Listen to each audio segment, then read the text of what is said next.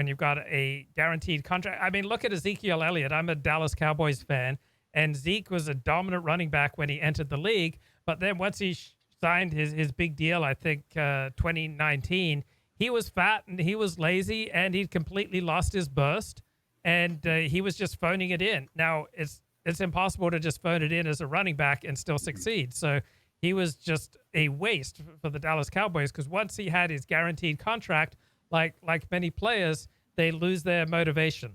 And so I think Howard Stern has just lost the inner fire. And it's not surprising. I mean, how many people doing a daily radio show are able to keep that fire burning 4 decades later? Absolutely. But at the same time, his obviously preferred method now of gaining publicity, which he cares about, I think, I don't think it's gone away, him wanting to get recognition for his show.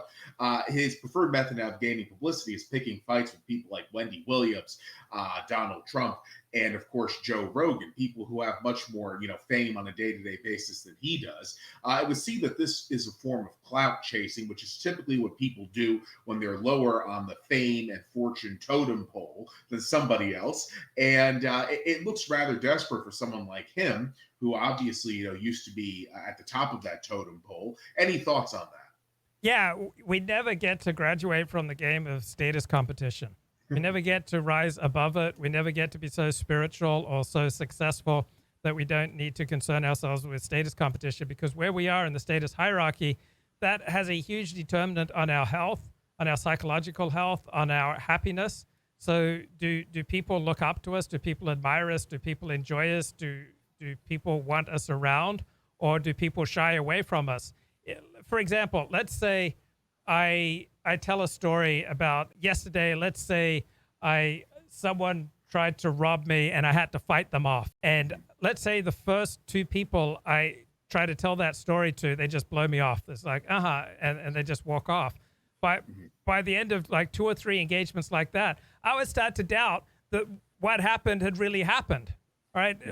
We understand ourselves in relation to other people. Howard Stern understands himself in relation to other people. We never get to graduate from status concerns. We all have a ferocious desire for status. Most of this ferocious desire we're not even conscious of.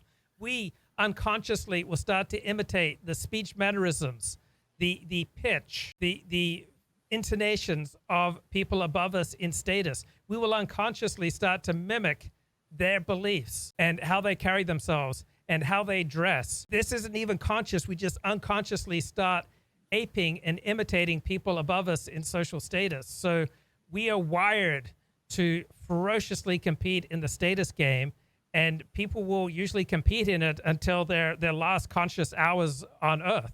I mean, nobody wants to be thought of as a loser. I mean, that's embarrassing. And embarrassment is awful for you. It's devastating to your health, to your psychological health. A precipitous drop in status is probably the most effective predictor of someone committing suicide. People deal very badly with precipitous drops in status. So even when you're worth hundreds of millions of dollars like Howard Stern, even when you're making over $1 million a show, you will hate steadily falling in status. And you won't even be conscious necessarily of it, but you will be clawing back to try to be in the conversation again. And I don't think any of us are immune from this reality.